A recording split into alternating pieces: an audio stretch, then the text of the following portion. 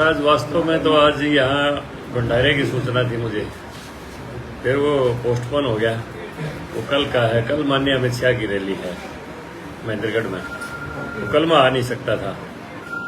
तो इसलिए फिर मैंने समझा प्यार प्रेम तो है, गोहाना अपना खुद का क्षेत्र है और मेरा तो यहाँ विशेष प्यार प्रेम है, विशेष लगाव है, तो मैं चलो आज ही मिलाते हैं सब लोगों से। साहब, कई जो स्थानीय नेता हैं, बैकवर्ड नेता हैं, वो भारी का कह रहे हैं कि अब की बार जो बारिश से कैंडिडेट आएगा उसका विरोध किया जाएगा। आपसे लेकर यहाँ देवलाल से लेकर आप तक राजकुमार सैनी से लेकर कोई कामयाब नहीं हो पाया। क्या दोबारा से दावेदारी क्यों हुई हो आप चुनाव की? देखिए, जहाँ तक आपका, मैं तो अपने आप को बाहरी मानता ही नहीं, लेकिन स्थानीय नेता मैं तो घर का हूँ बिल्कुल। और गोहाना तो महम की तहसील रही है बहुत समय पहले से, और सबसे ज्यादा वोट भारतीय जनता पार्टी के उम्मीदवार के रूप में मुझे मिली है यहाँ पर 2014 में। और अगर मुझे डायरेक्टली शुरू में ही टिकट मिलती तो मैं 2014 में ही कामयाब होता। और ये आप सर्वे कर सकते हो पूरे इलाके में कि अब आने वाले चुनाव में भी और 2019 के चुनाव में भी हालात ये थी, अगर मुझे टिकट मिल जाती तो यहाँ से मैं 50,000 से ऊपर वोटों से चुनाव जीतता। ये सारे इलाके से कहीं से भी पूछ सकते हो आप। और आज भी पूरे क्षेत्र के अंदर ये हवा है कि रामचंद्र जांगड़ा अगर भाजपा का प्रत्याशी आया तो फिर पूरी तरह से क्लीन स्वीप के साथ भारतीय जनता पार्टी यहाँ से चुनाव जीतेगी। और ना मैं अपने आप को भारी मानता, ना मैं भारी हूँ। और अगर कोई ऐसी सोच का व्यक्ति है, ये घर का बाहर का नारा अगर कोई लगाता है, तो यहाँ जो घरेलू रहे हैं बहुत है, किसी की 4200 वोट आई थी, किसी की 7200 वोट आई थी, तो मेरी तो फिर भी फर्स्ट कमर आते ही और 29,000 वोट आई थी। तो फिर वो घर वाले और बाहर वाले का आप अंतर अपने आप लगा सकते हैं, फिर क्या अंतर हो सकता है। तो आप चुनाव लड़ेंगे, सारा ये किया जा रहा है। देखिए जिंदल साहब, बात ये है 2014 में जब मुझे टिकट मिली और उसके बाद मुझे भरपूर प्यार इलाके से मिला और लगातार फिर 5 साल मैं संकल्प के साथ इलाके में रहा और मैंने पूरी ईमानदारी से कोशिश करके हर समस्या के समाधान के लिए प्रयास किए।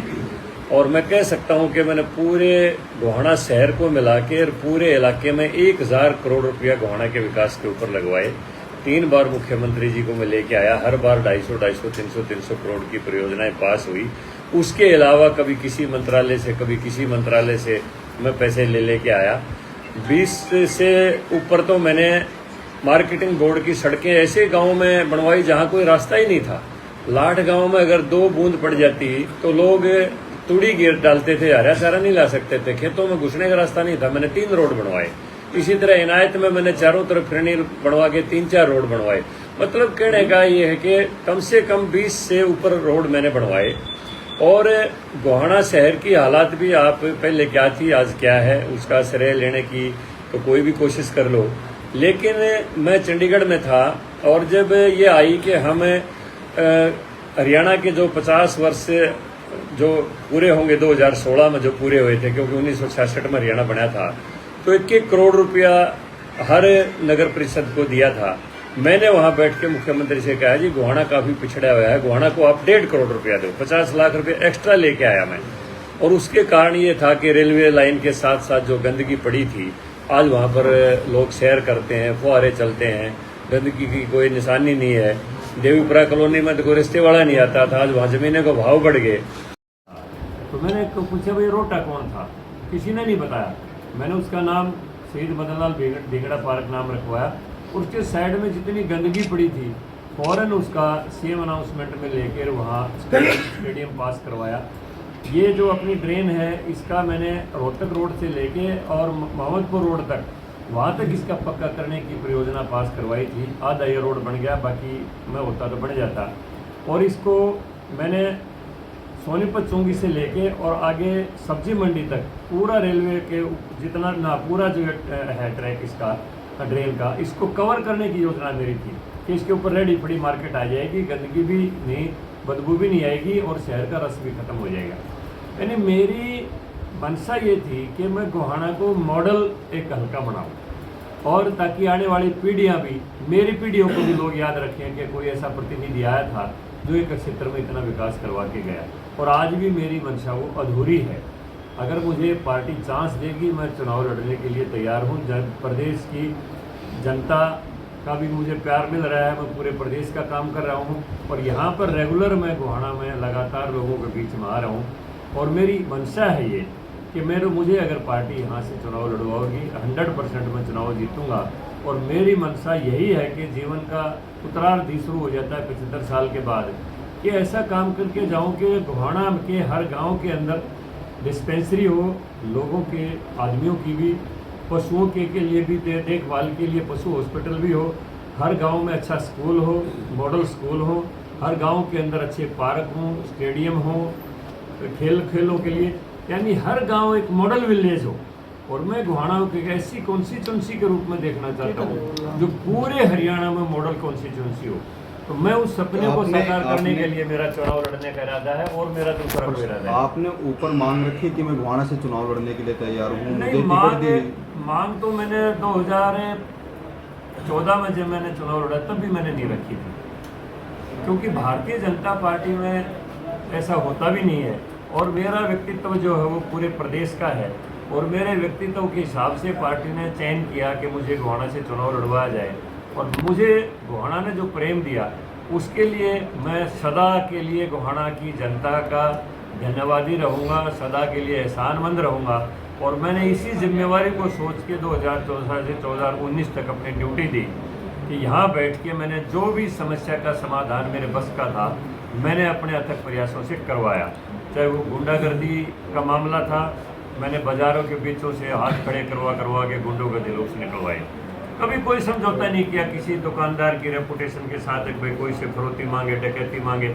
यहाँ का भी मंडी में एक बार घटना घट गई थी, मैंने फ़ौरन एक्शन लेके उन लोगों को गिरफ्तार करवा दिया था। लेकिन वो अलग बात है कि हमारे कुछ लोग ढीले पड़ जाते हैं, बाद में वो इन्होंने वापस ले लिया। लेकिन मैंने फ़ौरन एक्शन लिया था, बोली के ऊपर गुंडे आ गए थे, उनको फ़ौरन एक्शन लेके मैंने उनके पीछे टीम लगा दी। जांगड़ा साहब अभी भी गुंडागर्दी के खिलाफ रहा हूँ। जांगड़ा साहब अभी भी जो है 3 बदमाशों का एनकाउंटर हुआ है, एक उनका सरगनों का जो है देखिए अब एक्शन मोड में है हरियाणा सरकार पूरी तरह से। और माननीय मुख्यमंत्री नायब सिंह सैनी जी ने उसी दिन बयान दे दिया था कि अब गुंडों की खैर नहीं है, या तो वो हरियाणा छोड़ जाएंगे या मारे जाएंगे। अब किसी के साथ फरोती का और वसूली का कोई भी अगर घटना होगी तो ऐसे लोगों को हरियाणा की गवर्नमेंट बख्शने वाले नहीं है। वो चाहे कोई भी कितना बड़ा गैंग हो, हम उनको यहाँ से सफाया करेंगे। हरियाणा प्रदेश में निर्भय और भ्रष्टाचार विहीन भी और भय विहीन सरकार को चलाएंगे। कांग्रेस सरकार ने एक बार फिर से जो है हरियाणा मांगे हिसाब के साथ न्याय यात्रा शुरू करी है, हुड्डा साहब ने क्या कहना चाहेंगे इसको लेके? देखिए बात यह है, कांग्रेस भी एक पॉलिटिकल पार्टी है, हर पॉलिटिकल पार्टी का अपना हक है, वो चाहे न्याय यात्रा निकाले, चाहे वो सहयोग यात्रा निकाले या जन जागरण यात्रा निकाले, हर पार्टी का अपना एजेंडा होता है। लेकिन कुल मिला के मैं कह सकता हूँ कि कांग्रेस में इतनी ज़बरदस्त गुटबाजी है, कांग्रेस एक नहीं है और ना एक रहेगी वो कभी भी। और हरियाणा प्रदेश में जिस तरह से हमारी नए परिवर्तन के बाद नायब सिंह सैनी जी ने शुरुआतें की हैं, हर लिहाज से थोड़ी बहुत जो परेशानियाँ जो ऑनलाइन प्रक्रिया के तहत आ रही थी, परिवार पहचान पत्रों में, प्रॉपर्टी आईडी में, उन सब का सॉल्यूशन भी शुरू हो गया है।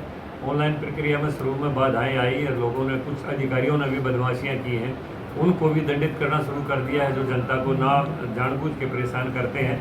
और जो गुंडागर्दी का जहाँ तक विषय है, मैंने जिस दिन सिकंदर गुप्ता जी आए थे यहाँ से, क्योंकि मेरी पसंद के एसपी रहे यहाँ, मैं जब यहाँ था तो ये सोनीपत में एसपी थे, एकदम से गुंडे को ऊपर अटैक करते थे। तो मेरी मांग थी ये कि उस ऑफिसर को यहाँ पर भेजा जाए। जब भी ऊपर कोई चर्चा होती थी तो मैं कहता था कि सिकंदर गुप्ता को यहाँ लगाया जाए और उसकी शुरुआत यहाँ पर होगी है। अब किसी व्यापारी को, किसी दुकानदार को कोई डरने की जरूरत नहीं है, आगे इनका गुंडों का इलाज कर दिया जाएगा। भूपेंद्र हुड्डा कह रहे हैं 9.5 साल सरकार में जो है बीजेपी ने एक भी काम नहीं किया, गिनवा के दिखाया एक भी काम जो किया।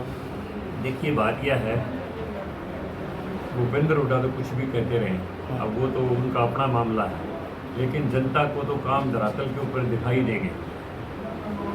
तो वही वो पूछ रहे हैं ना, एक काम गिनवाए कि कौन सा काम उधार से गोहाना को जिला बनाने की तैयारी, हाशी को बनाने की 5 नए जिलों की घोषणा कैसे मुख्यमंत्री तैयारी कर रहे हैं? क्या ये झूठी घोषणा हुआ है या मतलब कि कुछ इसमें धरातल? जिस समय ओम प्रकाश धनखड़ जी हरियाणा के पंचायत मंत्री थे, उन्हीं की अध्यक्षता में कमेटी का गठन हुआ था और उस कमेटी ने रिपोर्ट दी थी गोहाना, हाशी और दादरी की।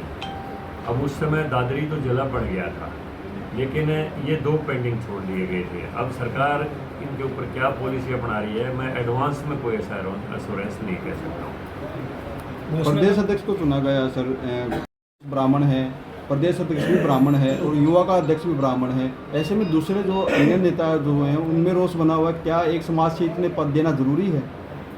देखिए, देश का प्रधानमंत्री भी बैकवर्ड है और हरियाणा का मुख्यमंत्री भी बैकवर्ड है, फिर आप क्या कहेंगे? ये ब्राह्मण, नॉन ब्राह्मण, जाट, नॉन जाट, आप जैसे पत्रकारों के मुंह से बात शोभा नहीं देती है। हम सब आपकी एक हैं। पार्टी के नेताओं में ये रोष बना हुआ है? नहीं, हम सब एक हैं। किसी पार्टी के हमारे नेता में कोई रोष नहीं है। बीजेपी में जाति के हिसाब से कोई फैसला होता ही नहीं, विचारधारा के हिसाब से फैसला होता है।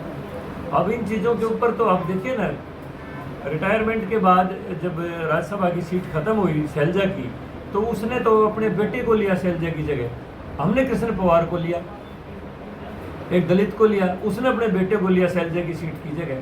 तो ये ब्राह्मण, नॉन ब्राह्मण, जाट, नॉन जाट, कम से कम मीडिया के लोगों को तो इससे बचना चाहिए। आपके पार्टी के नेताओं में रोष बना हुआ है? नहीं, किसी में नहीं है। और मैंने तो जिंदगी में जात की बात सोची नहीं है कभी भी, ठीक है, जिंदगी में नहीं है। और मैं जो जाति की बात करता हूँ मैं उसका सख्त विरोधी हूँ।